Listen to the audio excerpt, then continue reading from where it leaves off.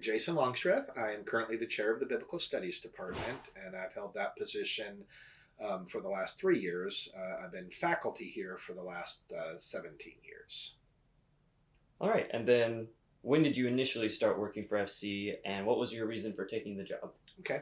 That one I have to kind of answer in two different ways because I first worked for Florida College back in 1997.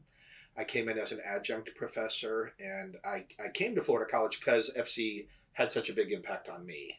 When I came to FC, I was a pretty new Christian. I hadn't grown up in a Christian home. I originally wasn't going to come to Florida College, but made a last-minute decision to come here. And during that time, kind of changed my major. I met my wife, just a lot of life changes. So FC's always really meant a lot to me. And the first time I came back to teach, it was just because of that. I just wanted to be a part of this, continue to provide that for others. After that year of teaching, 97 to 98, we moved away for 10 years, and I was involved in full-time preaching in Kentucky, 2 years in Louisville and 8 years in Bowling Green. We came back in 2008 because my wife and I both felt like this is where we could do the most good for the kingdom. There are some unique opportunities here. I loved full-time preaching. I loved the congregations we worked with, but I thought there were other people who could do that. And the opportunity to come back here and teach and be a part of making a difference at Florida College. We just thought we could have the greatest impact in the kingdom by working here. Yeah.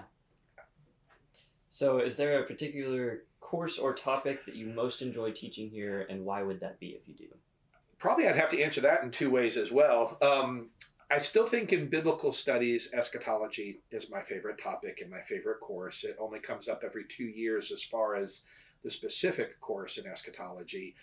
I think, the return of Jesus Christ, the resurrection, the end times, that's so motivating. It really is an aspect of the Christian's life that maybe a lot of students haven't had emphasized. I think in many of our congregations, we don't talk a lot about that because there's some false teachings and misunderstandings about it. So it's a great course, a great topic. I've always had an interest in that. I'd have to add to that in the last few years as I've been able to teach marriage and family. That's one of my favorite courses because I think it's a course I still remember taking marriage and family with Dr. Dickey when I was a student. My wife and I were in that class together. We remember things that he said. I think it helps students for the rest of their life. Mm-hmm. And so I love teaching that course because I think there's some practical information that really makes a difference. So this isn't part of the script. This is just a random question that you made me think of. So when I was going to leave home a couple years before then, my dad asked me, what are some of the books you don't feel most comfortable with in the Bible? What would you like for us to do a study on? Yeah. And so I said Revelation. And so he started me in Daniel so that we could get a good baseline of here's some of the weird stuff that happens with visions and stuff like that. So it'll apply later to Revelation. Then we got into Revelation. And I feel pretty good about it. And I know that there's a lot of different takes on stuff. There are. And it's not necessarily a right or wrong. So how do you go about the talking about your perspective versus other people's perspectives and trying to balance those for the students? Yeah, trying to be fair with that. I think that's most important. You're not just trying to win an argument. You want to present other options, other arguments. And certainly when it comes to things like eschatology, I do get to teach Revelation. Teaching Revelation is amazing. I love that. It will come up again next spring. I'll get another opportunity to teach that. Just trying to figure out what seems to be the most consistent with what's presented elsewhere in Scripture. I think really good arguments can be made sometimes for 2 or 3 different interpretations or presentations.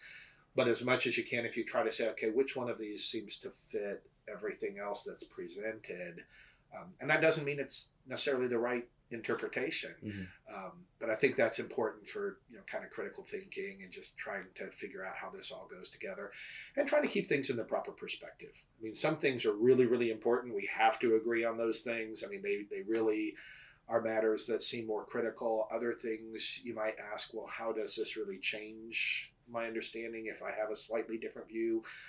When Revelation was written, what this particular audience is, and trying to balance that. Yeah. So what has been something that surprised you about your work here? I really don't know that there's been that much that has surprised me, because what I expected based on my experience at FC and what I've experienced teaching, what I experienced as a student and what I've experienced teaching really do coincide. I think it is a little bit surprising how year after year after year, I feel like relationships with students continue to develop. Sometimes you worry because you develop a relationship with students and they're only here for 2 or 3 or 4 years and they move away, and you wonder if you'll ever get as close with another group of students as that. And that seems to consistently happen. Like, the incoming freshmen, you get to know them and you start to make connections with them just like you did the previous year, freshmen, just like the previous year. So what might be surprising is the consistency, in my opinion, with how we continue to connect and continue to be able to do what we do here, regardless of changes in culture and changes in students coming in. Yeah. And going along with the students, if you could give some advice to the students who are pursuing biblical studies, what would that be? I think to, put the effort into it and understand that when you're trying to interpret the text, when you're trying to learn the biblical languages, there's a lot of minute details that you could think, it'd be possible to think it's not important. It really is. The better that you can understand the text, the better you understand the language, the more you study the background and the culture, ultimately, that is going to lead to a better understanding of God, a better relationship with Him. I think that there is a practical value to the in-depth study. And sometimes I think people want to shortchange that. They want to do kind of a surface level study of the Bible. They want to just get a little bit more emotional, focus a little bit more on relationships, but really dig down into that text, because I think even in the language, when you can look in the original language and something comes out, it changes your understanding of the text and it changes your relationship with God and with other people. So put the effort in to know the little things. It really does matter. Yeah. And then the last question that I have is, what's your favorite thing about what you do here? My favorite thing has got to be the relationships with the students. That's why I'm here. A lot of the other things that you have to do to teach a class. I mean, I love my topics. I love my subjects. I love studying those things.